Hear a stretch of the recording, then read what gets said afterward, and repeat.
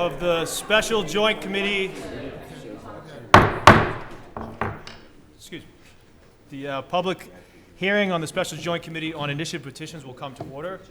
My name is Brendan Crichton. I'm the Senate member of the committee presiding over today's hearing. I'm joined here by Speaker Kate Hogan, who will be serving as the House Chair of the committee. I'd also like to recognize the Senate members who are here presently. We have Senator Cindy Friedman of Arlington, who is the Senate Chair of the Special Joint Committee, the Senate Chair of Joint Committee on Healthcare Financing, and the Chair of the Senate Committee on Steering and Policy. We're also joined by Senator Barry Feingold of Andover, the Senate Chair of the Joint Committee on Economic Development and Emerging Technologies, and Senator Ryan Fatman of Sutton, the ranking minority member of the Senate Committee on Post-Audit and Oversight, Senate Committee on Rules, and the Joint Committee on Rules. I'd now like to turn it over to Speaker Pro Tem Kate Hogan to introduce the House members of the committee. Thank you, Senator Crichton. I have to the left Representative Frank Moran of Lawrence, House Second Assistant Majority Leader, Representative David Vieira, Falmouth, a ranking minority member and House Third Assistant Minority Leader, and Representative Michael Day, Stoneham, House Chair of the Joint Committee on Judiciary. Thank you, Madam Chair. The Special Joint Committee on Initiative Petitions is charged with providing a report to the legislature on each petition filed in advance of the deadline listed in Article 48 of the Constitution. This public hearing, along with others scheduled for the month of March, is being held to solicit testimony to inform these reports to the legislature. Article 48 of the amendments to the Constitution of the Commonwealth authorizes voters to propose an initiative petition for a new law or an initiative petition for a constitutional amendment. After acquiring the needed signatures and filing the signatures with the Secretary of the Commonwealth, the measure is filed with the legislature. It is referred to a committee, in this case, the Special Joint Committee on Initiative Petitions, where all parties in interest shall be heard. Following this process required by Article 48 of the Constitution, there is an additional signature gathering requirement of 12,429 signatures for all pending ballot initiatives to qualify for the 2026 ballot, if the legislature does not enact this measure as currently written. At this hearing, we will hear testimony on an initiative petition, number 2510, House Bill 5002, an act to restore a sensible marijuana policy. The hearing will be divided into 4 sections. First section, experienced professionals and subject matter experts in the field will have 30 minutes. Second section, proponents of the initiative petition as documented by the Attorney General will also have 30 minutes. That will be followed by opponents of the initiative petitions with 30 minutes. And lastly, the members of the public who have pre-registered to testify. So we will begin the hearing from those who have subject matter expertise on the matter at hand. We have 1 expert testifying today, allotted again for 30 minutes. We will allow for committee members to ask questions following the completion of the expert testimony. The subject matter expert on this matter is Jessica Tro, the Deputy Director of Research and Policy Analysis at Mass Budget. Welcome, Jessica, to testify. Thank you. Thank you. Hello? Is it on? Can you hear me? I think so. Okay. We can hear you, so it's all that matters. Excellent. All right, good afternoon. Thank you to the chairs and distinguished members of the committee. I will be providing expert testimony relative to H 5002 on behalf of the Massachusetts Budget and Policy Center on the revenue impacts of cannabis legalization for the state and cities and towns in Massachusetts. Mass Budget provides rigorous research and policy analysis along with strategic advocacy in partnership with grassroots organizations. So before I dive into discussing revenue and spending for cannabis, I want to briefly talk about the history of cannabis criminalization and legalization. Massachusetts prohibited and criminalized the use of cannabis for over 75 years, and the United States continues to prohibit and criminalize it. During these 75 years, marijuana was further prohibited and criminalized.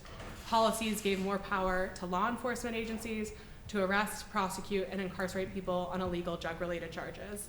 These policies are known as the war on drugs, and they resulted in mass incarceration, disproportionately targeting Black and Latino people. This is evident from data from 2017. At the time, 22% of Massachusetts population was Black and Latino. though Black and Latino people accounted for 57% of the state's prisoners, and 75% of these people were serving mandatory minimum sentences for drug offenses. Massachusetts voters decriminalized the possession of less than an ounce of marijuana in 2008, and in 2012 legalized medical marijuana. Then in 2016, voters legalized adult use recreational marijuana. Since then, the legalized adult use recreational marijuana industry has generated nearly $2 billion in revenue as of September 2025 for the Commonwealth. Cannabis revenue makes up about 0.25% of all revenue annually. So I want, if we can, I do have a flow chart that can kind of help explain where everything is going and what's going on with revenue and spending and for legalized cannabis. So in the green section, just to orient everybody, we have various revenue streams. This blue section are all the funds that then that revenue is deposited in. And then the orange section is all of the spending that happens. So we're gonna start just in that top left of the green section. So we have fees and fines. These include licensing and permit fees, fines, penalties, and then we have this 10.75% excise tax on cannabis. So these both flow into what we call the Marijuana Regulation Fund. Fees and fines and licensing and permits have totaled nearly $140 million from FY 2018 to FY 2025, and the cannabis excise tax has generated $850 million during that same time period. After this revenue is deposited in the Marijuana Regulation Fund, we'll go to the orange section. 85% of it goes directly into line item spending.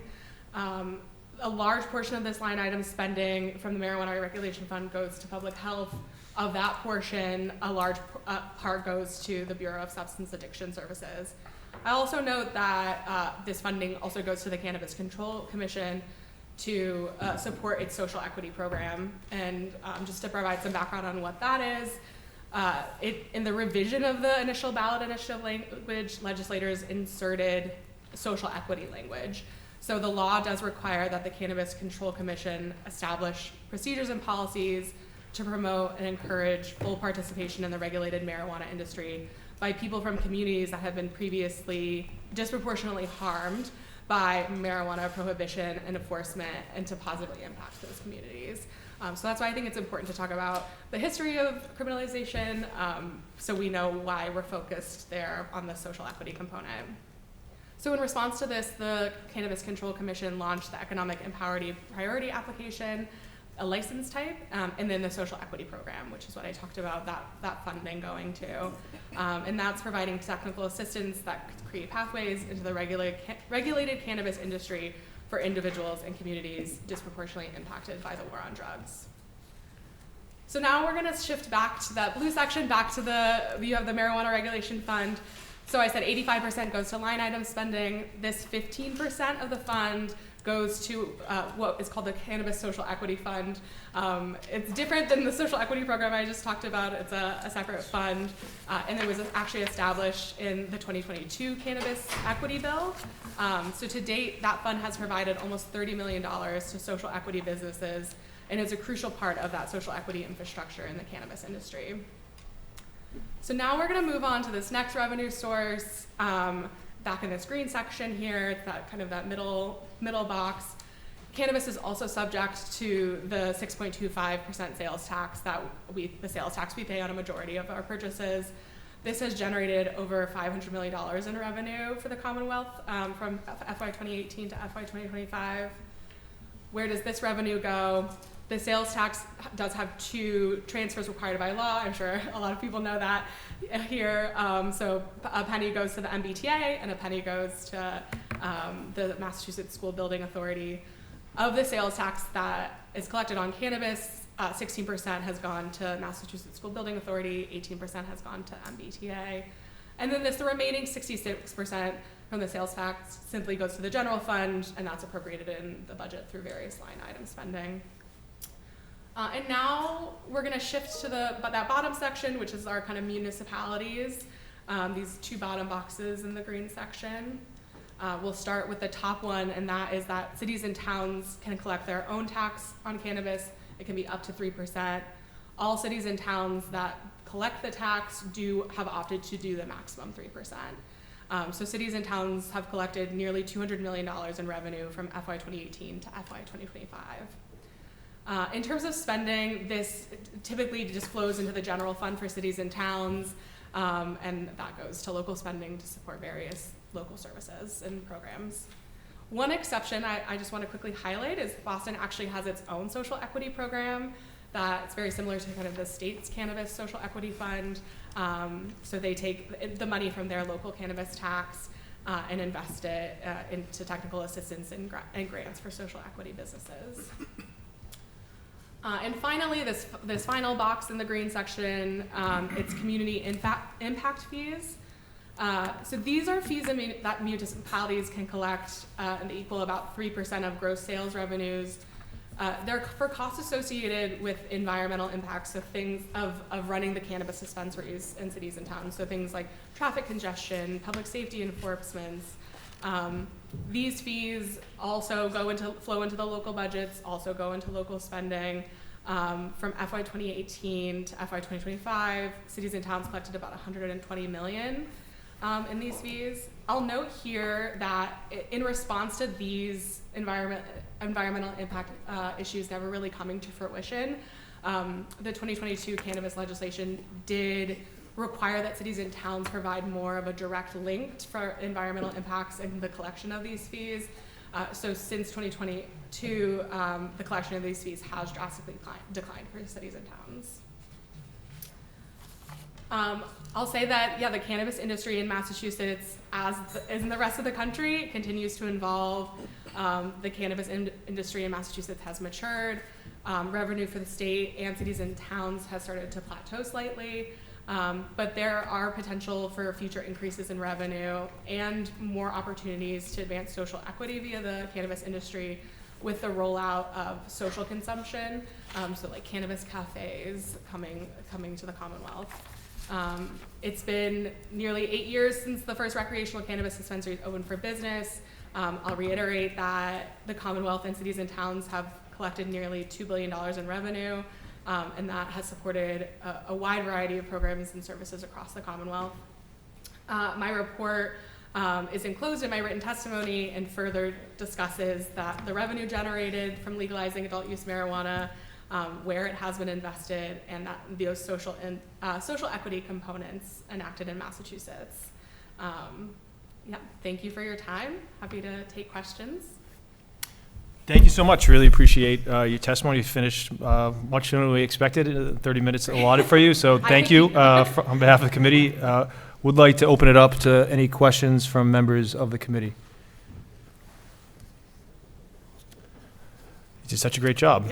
No questions. I would like to recognize we have Senator Paul Feeney of Foxborough joining us on the committee, who is also the chair of the Joint Committee on Financial Services.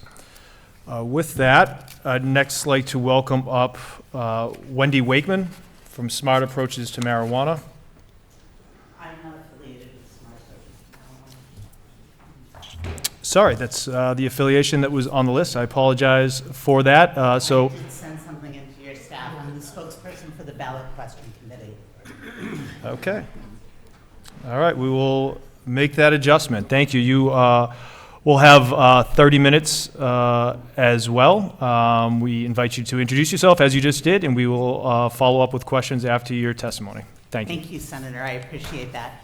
And hello, everyone. Thank you for having me today to speak to this question. My name is Wendy Wakeman, and I'm the spokesperson for the ballot referendum committee that put this question on the ballot. That committee is made up of parents, teachers, employers, public health professionals, doctors, who have seen the effects of legalized marijuana in a way that is not positive, that it's been a net negative effect for the state of Massachusetts. It's been a negative effect on public health, public safety, and public comfort and convenience. That's my larger point, is that Massachusetts is just not as comfortable a place to live in anymore. Anymore is a difficult word. Massachusetts isn't as comfortable a place to live in. We walk across the common and smell weed. I drive down 93, the car in front of me is a hot box. It's everywhere, it's pervasive.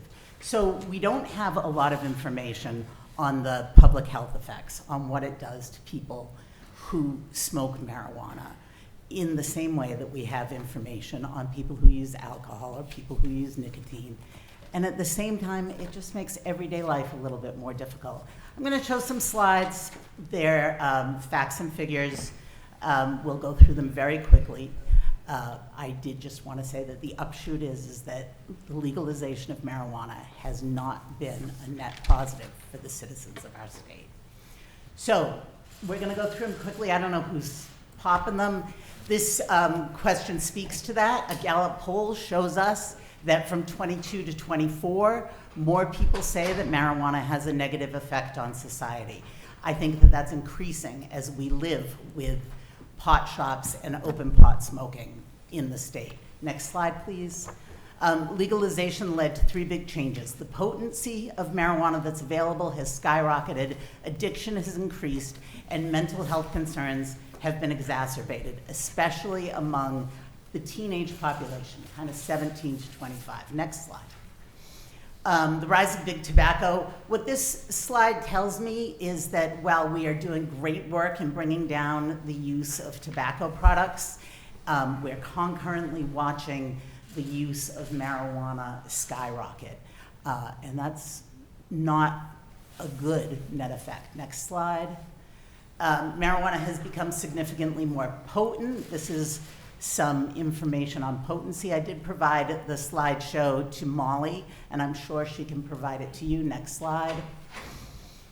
In Colorado, over the course of their experience with legalizing pot, from 2016 to 2022, you can see that daily use has jumped from 12.5 to 52.3% of the population. Next slide.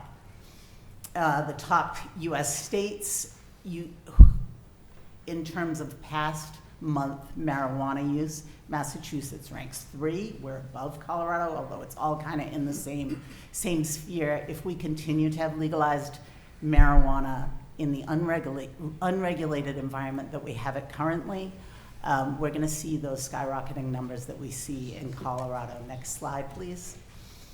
1 in 3 past year users have CUD, cannabis use disorder, which is, we now call alcohol use disorder, cannabis use disorder, the equivalent of alcoholism in cannabis use. Next slide.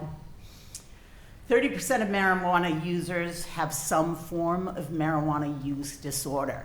I think we all have people in our lives whose husbands spend their evenings in the basement smoking pot, whose kids are in their rooms smoking pot. It's not a net good. If you use marijuana before the age of 18, your likelihood of developing cannabis use disorder increases 7 times. Next slide.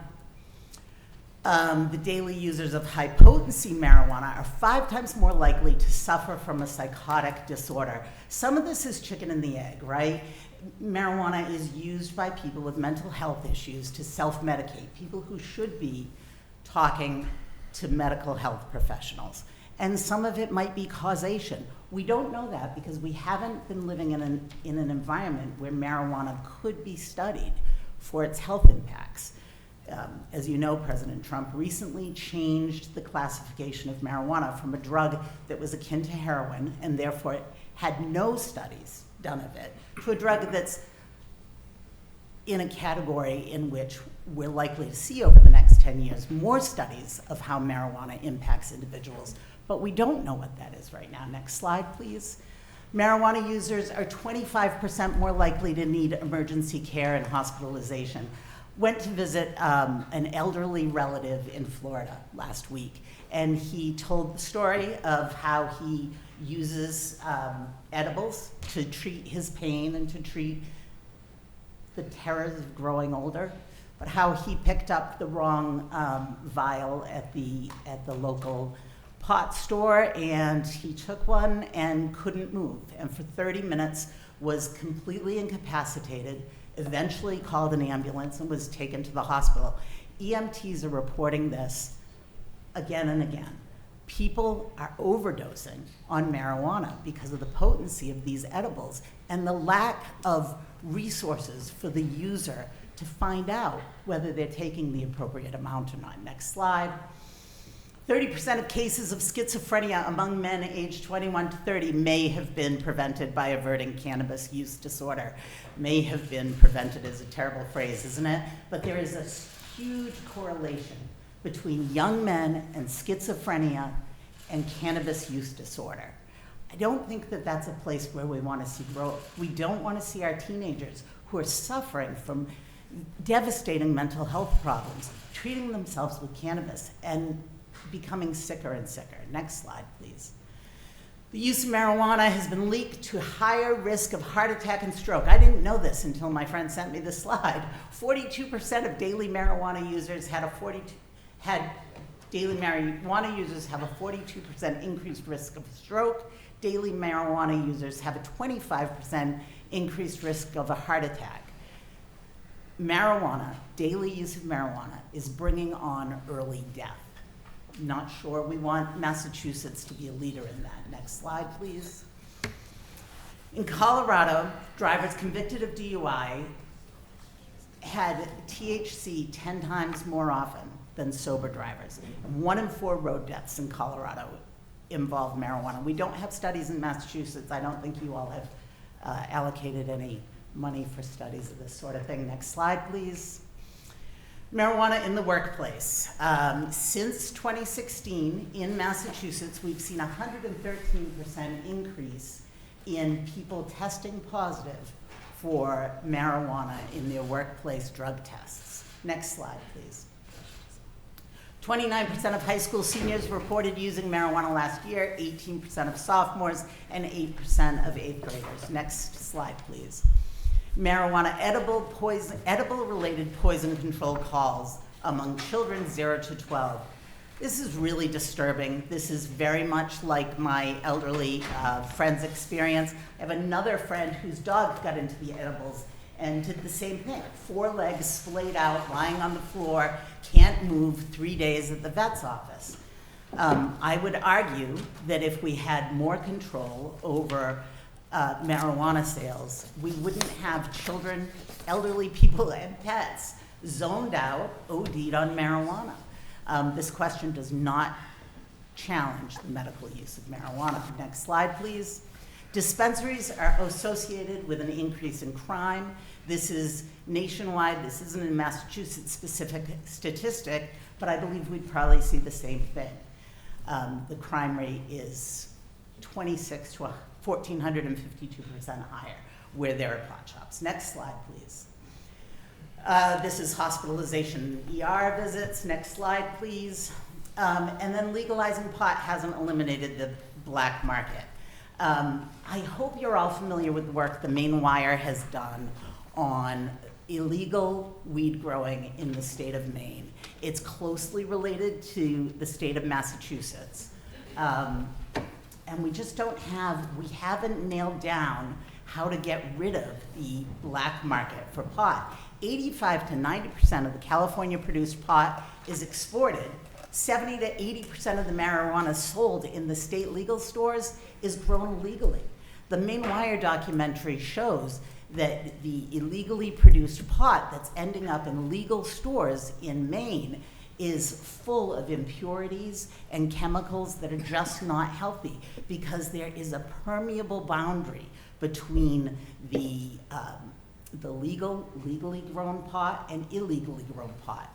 These stores that we're taking taxes from are likely selling tainted marijuana grown improperly. Next slide, please. These guys don't believe it. Oh, I need the next slide. Yeah? Maybe another one? It's this one again, because this is really the big picture. The statistics we can argue about all day. We all have to agree that marijuana has not been studied to the extent that any other mood-altering substance has been studied. We don't know how it affects people. We don't know how it adversely affects people.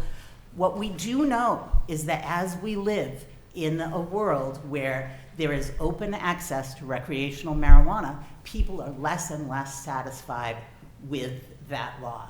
This has been an experiment. Less than half of the states in the country have legalized marijuana. I would argue it hasn't worked, and I am advocating, along with the committee, to roll back that legalized recreational marijuana. I thank you very much for your time. I hope I did well and didn't take up 30 minutes. No, very efficient. Thank you so much. We appreciate your testimony. I'd like to open it up now to members of the committee for any questions they may have. Senator Feingold. Hello, Great Senator. to see you. It's good to see you, too. A couple questions. Just, we get so much about this phrase called the will of the people. Yeah. How do you answer that this was voted on, and it's the will of people to have this? I just want, that's question number one. Question number two, what do you tell all the people that invested all this capital into these businesses, and what happens to them? So those are my two questions. Those are two very tough, very good questions. Yep. And the first one is that because this is a ballot question, we're asking the question of the voters. Hey, for 10 years, you said this was a good idea. We've lived with it for a while. Maybe it's not. So we're asking the voters again. I'm not asking your chamber to decide. Sure. We're going Yep. back to the voters again. Yep. The second question is very difficult. I know many people have invested a lot of money in building the marijuana business. And I have a lot of respect for anybody who's building a business in this climate. I just believe that the costs outweigh the benefits. Senator. Any other questions from members of the committee? Oops, sorry. Senator Friedman? Thank you for testifying. Where does all this data come from? Is it all Massachusetts-based? Is it, I see Gallup polls, I don't know. Yeah, it isn't all Massachusetts-based. If you look very closely at the slides, which I'm glad you have in front of you, there is tiny, tiny print that cites all of the data. I went through the data quickly because data is a funny thing in this debate. We know, what we do know is that we don't have good data So on why the didn't effect you, of so why marijuana. doesn't the question then become the state will investigate and do research and, you know, and look into this, which the state has not been able to do much of? Why isn't that your ballot question? You're certainly welcome to do that as a state senator. That'd be a No, great. but I want to know why you all, why the ballot committee didn't. I'm just asking, like, why? It's not, I was not involved with this group before the initial signers put together the question, so I can't speak to it directly. But I can tell you that this is the question. There are people in there are plenty of people. There are more than 100,000 people in Massachusetts who believe we should roll back the recreational availability of marijuana. And I'll leave that question, dangling question, to my good friend on the House side. Okay, so then the other thing I don't understand why, if that's really the case and the data isn't clear, like we don't have, we have a he said, she said kind of thing, why the proponents didn't say, we want to study this. But my next question is, you made a statement that there is illegal marijuana coming into the states that is, I would assume because of our laws, is coming from other states? Do you have data on Senator, that? I believe I did word a sentence to make it sound like Massachusetts, that I had information that Massachusetts has that permeable boundary. And I regret it, and I take it back. Okay, so But there I is can no- tell you that in Maine, where this has been investigated further, that's happening. I would, the quality of the drug as it's available in legal stores in Maine is suspect. We've had our own issues here in Massachusetts with the Cannabis Control Commission kind of getting up and running, but I do believe they're doing good work. Okay, so there is, okay, all right, thank you. Thank you, Senator. Madam Chair. Yes, the House would like to recognize Representative Alice Peisch, Assistant Majority Leader and Chair of the Special Joint Committee on Initiative Petitions. Any further questions from members of the committee? Representative Day. Thank you, Mr. Chair. Thank you for testimony, Ms. Wakeman. I've got just a couple of follow-ups on, I believe, some of your testimony regarding the black market nature and the dangers with the black market drug. This proposal would serve to decriminalize, well, it would remain not a criminal act to possess an ounce of marijuana on your own. It would remain not a criminal act to gift an ounce of marijuana. Is that accurate portrayal of what the... You know, I'm not a lawyer, I don't know the gift thing, but it doesn't change the criminalization. So it remains decriminalized for possession Yeah, of marijuana? Yes. Regardless of whether or not you've got a medical card. So are we not setting up a black market with this question?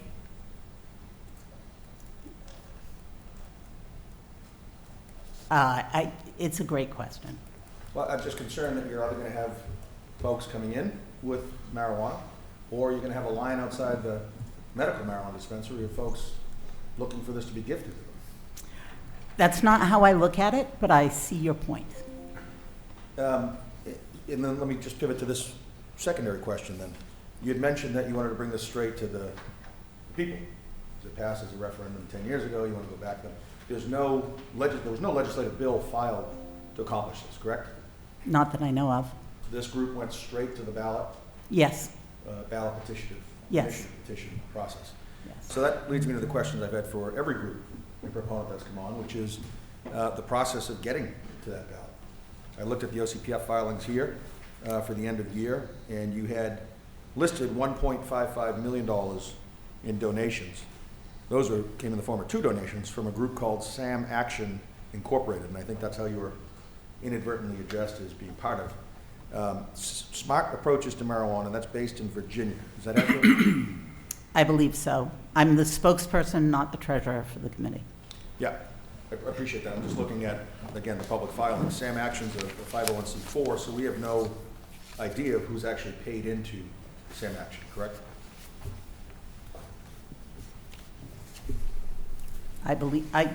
I'm unfamiliar with the law around that. Okay. You know, Sam Action, you referenced Maine. Sam Action backed a similar effort up in Maine, right? They donated $2 I million. believe there is a question in Maine as well, yes. They weren't able to get on the ballot, but they donated $2 million to that question up there. I believe you. And again, on the filings that I read, Sam Action, through their money, they donated 1.55, 1.44 of that from this group, Virginia, has been spent. And 1.2 million has been spent on a signature gathering firm called Ground Game Political Solutions. Is that accurate? And they're based up down in Jefferson City, Missouri. Do you know how many signatures were collected by that group?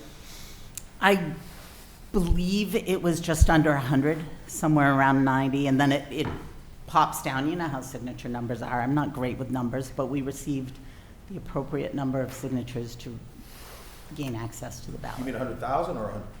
100,000. 100,000. 100 signatures wouldn't have brought me here, Representative. That's right. I'm trying to figure out how we got here. And how many of those do you know were organically gathered by volunteers or? Small percentage. The strategy with this committee was to use paid signature gatherers. Okay, why was that? I wasn't privy to that decision. And then just closing up on this piece, the other expenditures from this group were for an ACE campaign consulting in Delaware, First Street, PLLC, also I believe in Delaware for legal compliance, and then a Chain Bridge Bank in Virginia. Is that where the monies are residing? Is in a bank in Virginia for this ballot question? Yes, Cambridge, yes.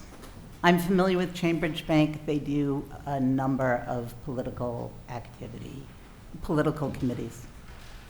Okay. Do you think you guys would have gotten on the ballot but for paid signature gatherers? I'm sorry, could you repeat the question? Sure. Do you think this effort would have made it to the ballot but for the paid signature gatherers? No. Okay, thank you. Thank you, Representative. Any further questions from members of the committee? Senator Feeney. Thank you, Mr. Chairman, and thank you for your testimony and answering our questions. Thank you, Senator. Just a couple of questions. You know, just following up on Senator Friedman's line on data and trying to, see what's driving this. Is it just anecdotal? Is it just opinion? Do you believe that there's any benefit to cannabis use at all? Yes. I believe that the vast majority of people who use cannabis can do so safely. That doesn't mean that we should ignore the fact that a very large portion of the population is affected in a way that's so negative that it outweighs the benefit of having it freely accessible. How's that? So the majority, your opinion then, so the majority of people can use it safely without issue, but you're saying the ills of a very small minority of people is what outweighs legal use by adults? So as you reflect it back to me, I become more uncomfortable with that statement. I just don't think we know.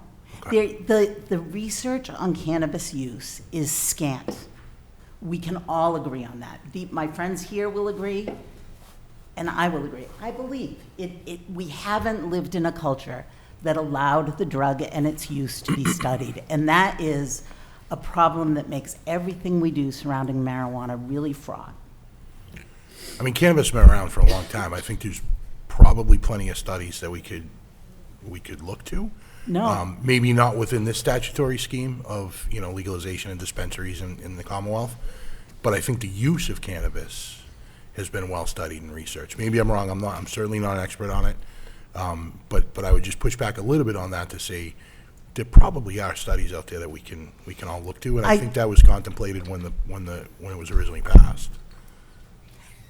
I don't want to interrupt you, Senator. No, I I'm know sorry. that No, this go is- ahead. It's a conversation. So potency is an issue, form is an issue, and accessibility is an issue. People have been smoking pot forever. I'm with you on that. Where we are now is a different place than we might have been 100 years ago before there were cannabis laws. Much more potent, being sold in forms that are much easier to take. Okay. It's a different world. Got it. Okay. Last question for you.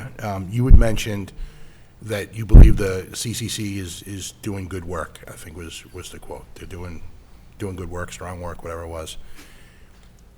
Are there gaps that you see in the regulations that, potentially the issues that you see or the petitioners see could be fixed with a scalpel rather than a sledgehammer, right? Are there gaps there to say, look, we think we need to regulate the grow facilities or the potency, but we can do that through, say, legislation that addresses those issues specifically, versus saying, look, we're going to take away what people voted on for the majority of folks in the Commonwealth that can handle cannabis responsibly and safely? Is there another way for us to do this, to address those issues specifically? I am not an expert on that, and I'm going to decline to answer. Do you get the sense that the petitioners of this have contemplated that, or is it strictly prohibition and that's it? I do not have a sense. Okay. I'm sorry. All right, thank you. Yeah. Thank you, Mr. Chairman. Thank you, Senator. Any other questions from members of the committee? Leader Moran. Just a quick question. You said that this will increase public health if we eliminate cannabis, right? You said you want to I increase- said that the effect on public health has been negative. Do you believe that purchasing from a black market is going to make it better? Obviously not, but with legalization comes expanded usage. As the drug has been legalized, we've seen usage skyrocket. So the public health problem is also growing.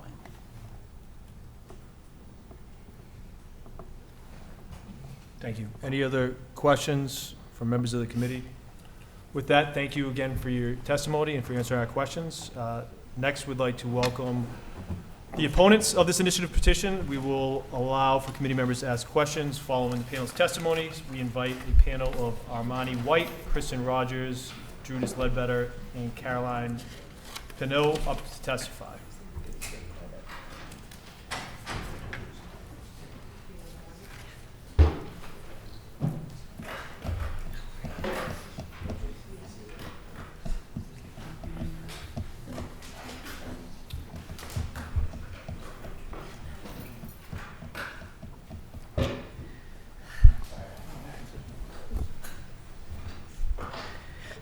Good afternoon, chairs and members of this committee. My name is Caroline Pino, and I'm the owner of STEM in Haverhill, Massachusetts, a 100% woman-owned, family-run business. I am also a proud licensed economic empowerment operator as part of the state's social equity program. We opened our doors in 2020 at the height of COVID-19 pandemic. At the time, I was 9 months pregnant with a toddler at home, and my husband had just lost his job due to pandemic-related layoffs. After 2 years of investing and bootstrapping startup costs, everything we had built and everything we had was on the line. We opened with a clear sense of purpose to provide our community with safe, tested, and regulated cannabis. And I can promise you, we are not selling anything from California. In Haverhill, an area disproportionately impacted by the war on drugs, the positive impact has been undeniable.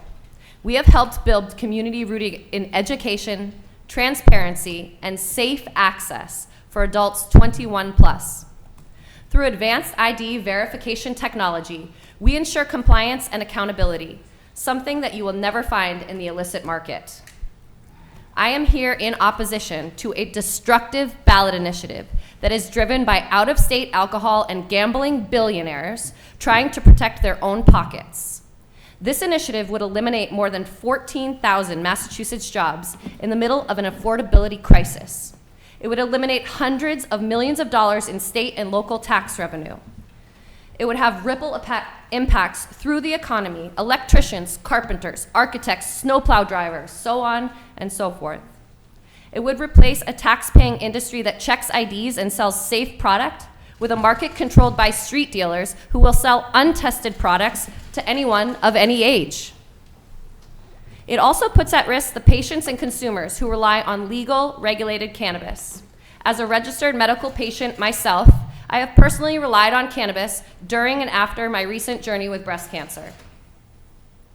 Since opening 6 years ago, STEM has contributed over $5.5 million in federal income taxes, $725,000 in state income taxes, and has been the conduit for over $8.5 million in local taxes and fees to the Commonwealth, including local fees of over $1.2 million to the city of Haverhill, funding essential programs like schools, housing, transportation, and healthcare.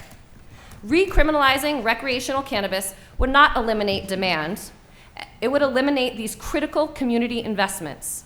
And we're looking to grow this positive impact through building one of the state's first social consumption lounges.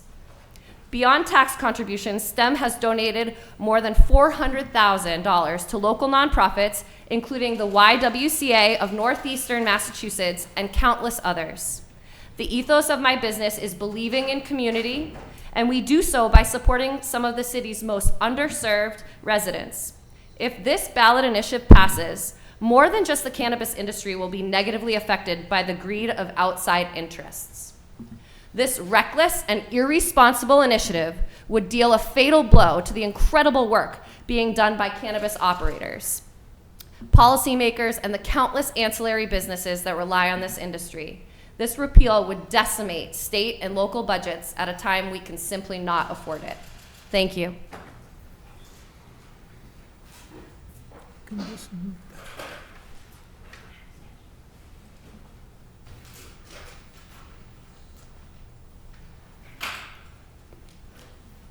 Good afternoon, chairs and members of the committee. My name is Kristen Rogers.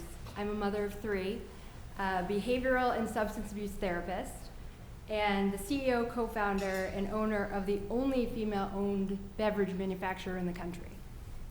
I was born, raised, and educated in Massachusetts, where I earned 2 master's degrees and have built both my career and business. My husband and I started Levia in February 2017 with a vision of creating a product rooted in wellness. Cannabis is an incredible plant, but this has never just been about the product. For me, it's about the 17 full-time employees we support, our more than 350 retail and vendor partners across Massachusetts. 90% of our non-cannabis vendors are Massachusetts-based, and a deep commitment to justice. We take great pride in the diversity of our team. We proudly seek out, employ, and support our veteran community. 41% of our team are women, and they are just sitting behind computers. These women are driving forklifts, they're driving our delivery trucks, running operations, running logistics, and leading on the ground every single day. Every full-time employee has been with us for at least 3 years. Our management team has been here since our first year of business, and our entire workforce are equity holders, because we believe this industry should create shared opportunities.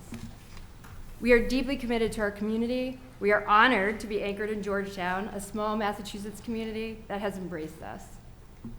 We have used our delivery trucks on many occasions to deliver food to shelters, support clothing drives, and help move large furniture for community partners across Massachusetts.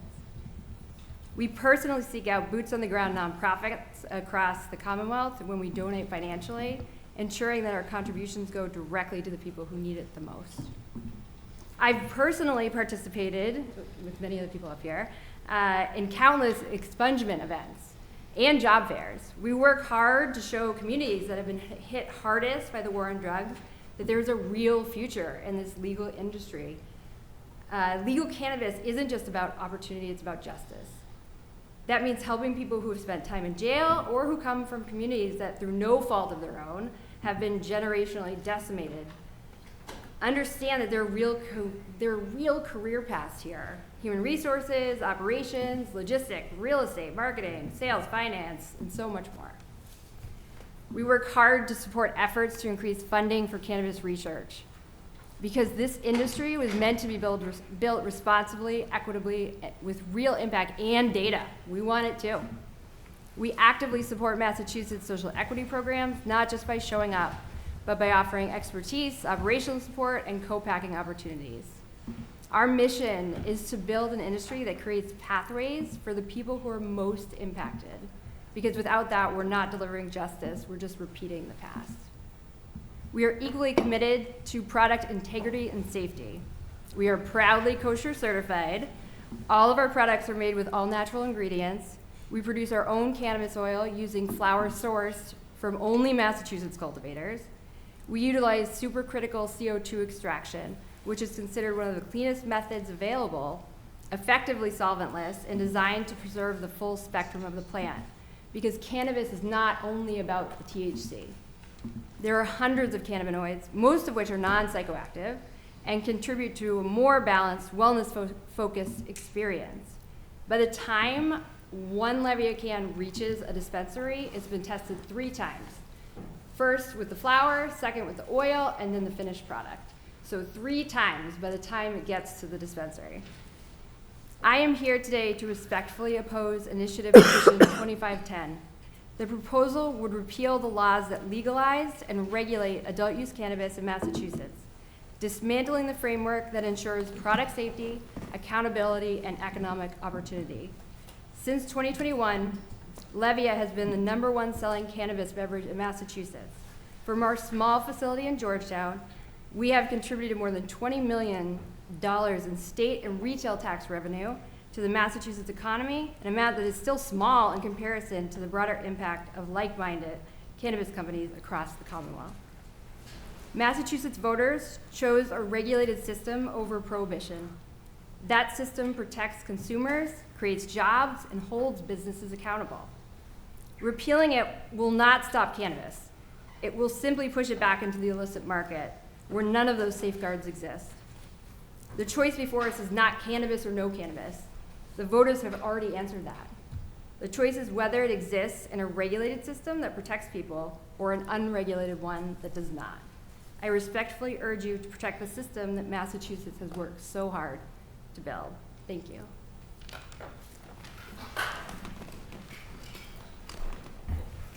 Feel free to just move the mic through. There we go. Thank you. And I'm the shortest one, too. Good afternoon. Good afternoon. I'm happy to be here with you guys today. Thank you for having us. My name is Judith Ledbetter. I've been a nurse for over 20 years, and I'm the nurse founder of Project Destigmatize Healthcare, which is a nonprofit focused on getting cannabis research and data from consumers so that consumers can have a voice in what's going on. I serve also as a patient access advisor for the Parabola Center for Law and Policy, where I advise them on ensuring that patient access is looking at it from a multidimensional place, not only locations, but finances, as well as barriers to disclosure for healthcare. I'm also a patient. About 12 years ago, I battled with postpartum depression after having my second child. And after failing 6 months of traditional medicine, I had to overcome my own stigma to become a cannabis medical patient. And that saved my life and actually changed everything after that.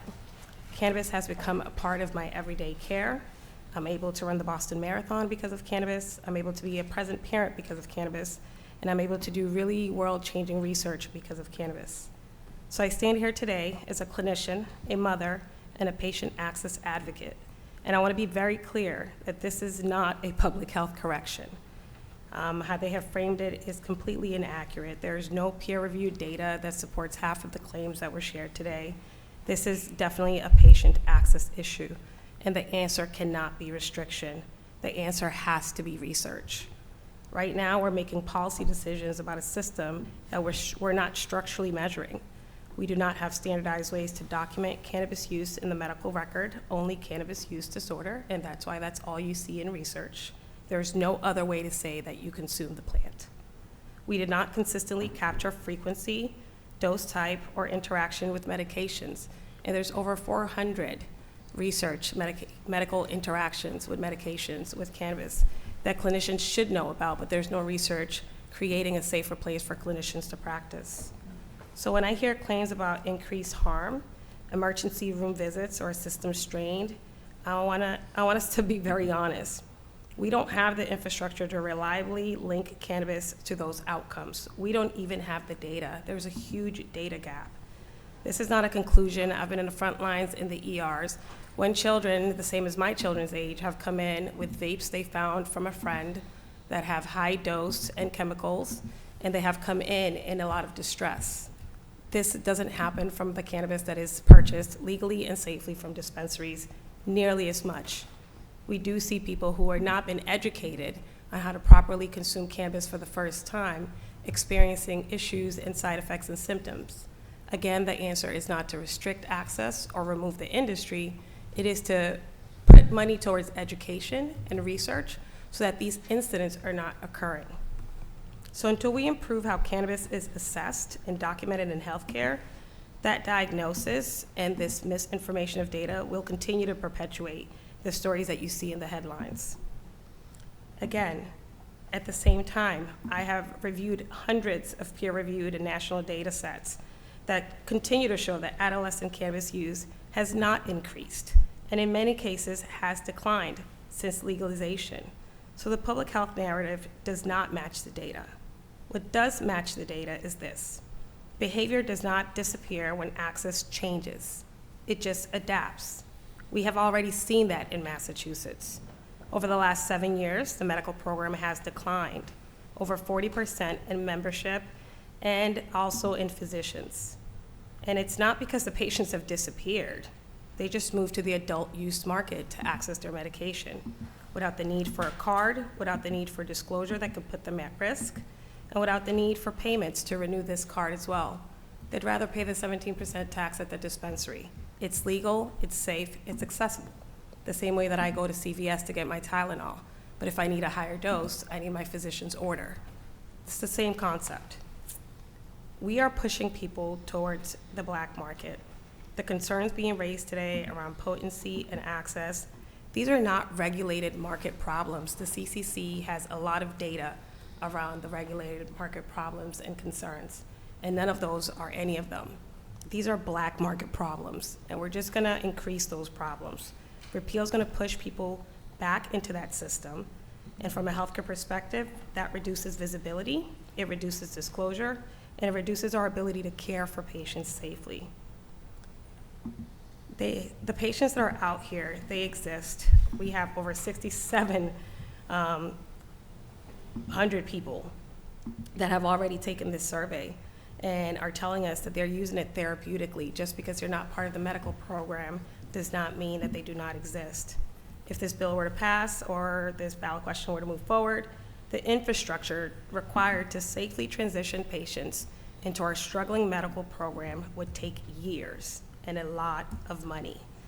And that would be a lot to implement. During that time, those patients are not going to pause their need, and they're not going to stop looking for their medicine. They're just going to go to more unsafe and illegal places to find them. Public health is not improved by reducing visibility or access. It is improved by understanding behavior, measuring it, and building systems that support safer outcomes. If we truly care about public health, then the path forward is clear. Not repeal, but research. Thank you.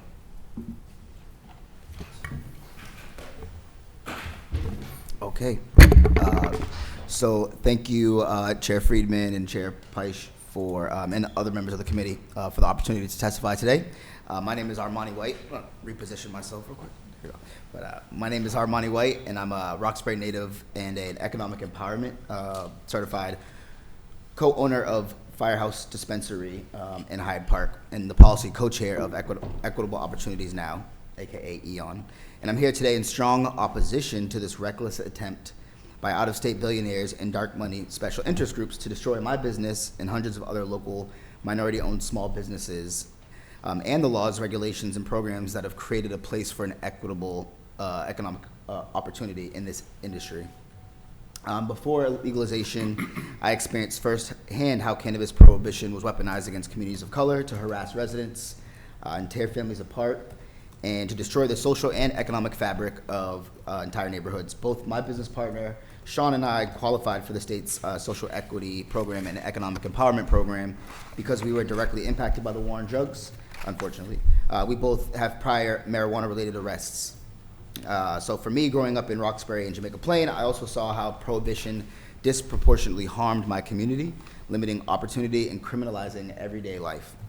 We didn't enter this industry with wealth or privilege. We entered through a pathway intentionally created to repair that harm. And today, through Firehouse, we've created jobs for local residents, partnered with small and diverse suppliers across Massachusetts, generated tax revenue for the state, and consistently reinvested back in our community. So my business partner and I, and hundreds of other entrepreneurs like the ones you heard from today, would not have a place in this industry in Massachusetts if voters hadn't chosen and exercised their will to do so, and to pass one of the nation's strongest social justice-focused legalization ballot questions in 2016, almost 10 years ago. And if you and your colleagues hadn't strengthened that law from 2017 to today, we wouldn't have such a strong industry, so thank you for that. And I'm grateful for the work EON's co-founders, Shalene Title, former commissioner, and Chanel Lindsay, did with you and your colleagues to establish a market that had a space for those impacted by the war on drugs, like myself, and proud of our continued collaboration to reinvest cannabis revenue back into communities harmed by the war on drugs, and to encourage fairness in municipal licensing and enable unique licensing opportunities that uplift social equity businesses like social consumption, which was mentioned previously. And so when we talk about repealing the voters' will, as what this ballot question would do, we're not just talking about forcing consumers to buy untested, unregulated, untaxed products. We're also talking about dismantling a market designed to create opportunities for people most hurt by the war on drugs and all of the programs that came with it. And so we're talking about eliminating, as you've heard, tens of millions of dollars of investment every year into communities like myself in Roxbury. And we're talking about going back to the days when prohibition was weaponized to put people like me in cages.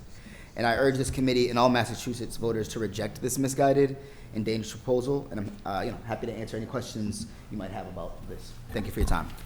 Thank you. Thank you to all members of the panel. We appreciate your testimony.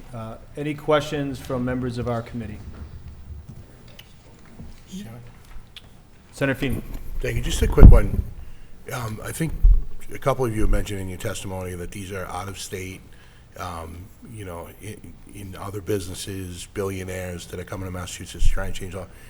Who's your understanding of the proponents of this? I mean, obviously we have local people that are petitioners, but curious to know specifically, generally, who do you believe the proponents are, and have they engaged in any conversations with anybody? I have engaged in personal conversations. But as, represented by some of even the data shared here today, it appears Virginia and Missouri interests. So those aren't Massachusetts, and I know those don't represent, the hardworking businesses in this industry. So, I suspect that it's got to be the billionaires. Because I can't rack my brain for who else would do this.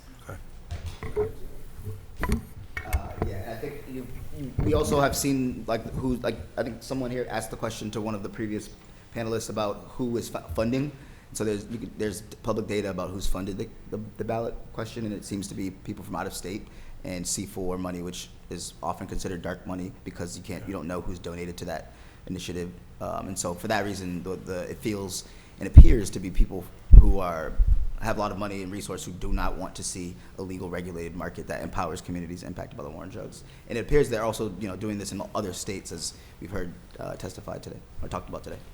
I guess that's what I'm trying to get at, is if we don't know, if just curious if anybody's engaged in any conversations with, folks like yourself. Yeah, no one's reached out to Firehouse or me, or to Equitable Opportunities now, but I will say there's it's very well known that there's an effort happening across the country right now to kind of limit the legalization of marijuana, both in places where it's legal and places where it's not yet legal, by proponents that think that marijuana is not helpful or a productive part of society.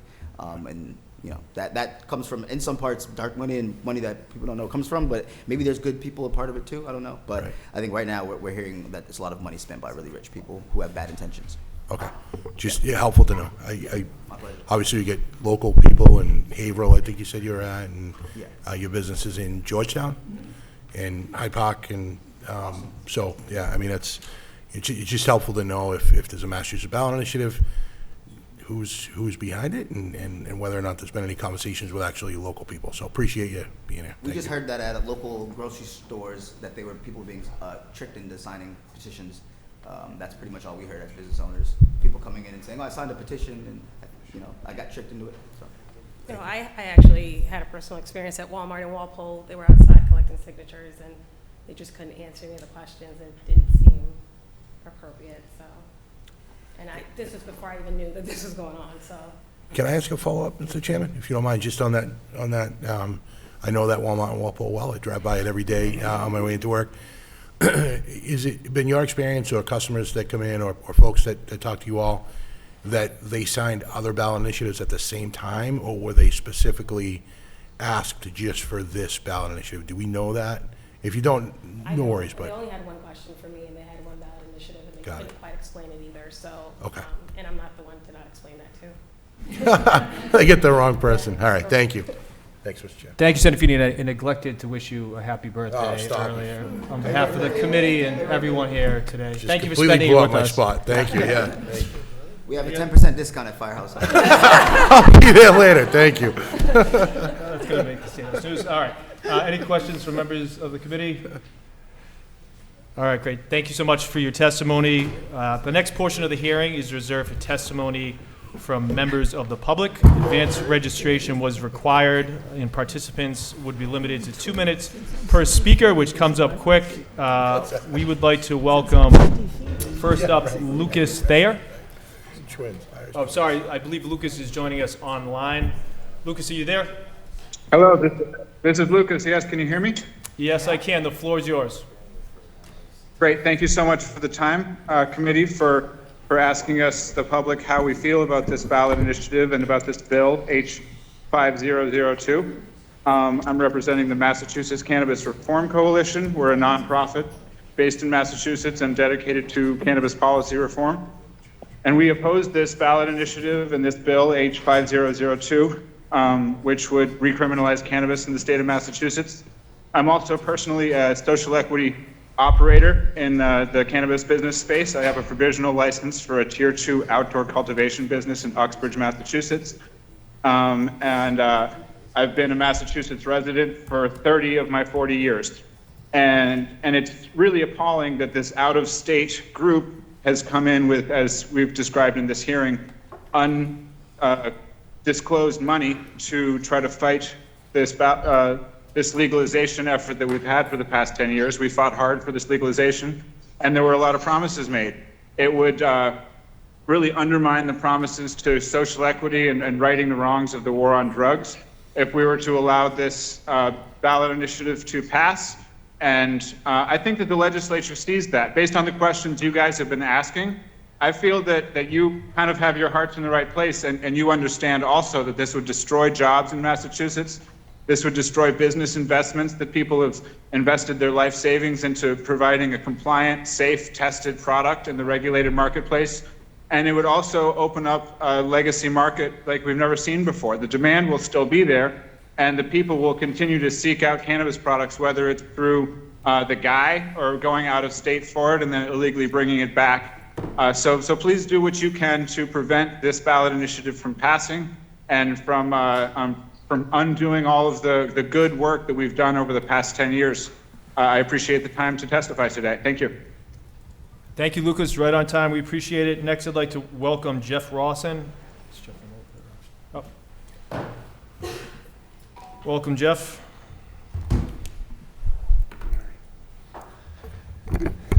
Good afternoon. Thanks for the opportunity to speak. I'm honored to be before such an august panel of our state's leaders. My name is Jeff Rawson. I'm a chemist with a PhD from Duke, and I founded a consumer protection nonprofit. Today I'm speaking to you as a scientist and as a regular consumer. The so-called Act to Restore Sensible Marijuana policy is dangerous. Regulated cannabis is popular and it is safer than the alternatives. I did a study recently to compare gummies from the unregulated smoke shops and the ones from dispensaries, testing them for their accuracy of their labeled dose. The products from our state's regulated dispensaries were all labeled accurately to within a reasonable tolerance. But many of the products from the smoke shops actually contained totally different active ingredients than were actually labeled, and let alone like their crazy dosing. My own personal experience illustrates perfectly well the risks of unregulated cannabis.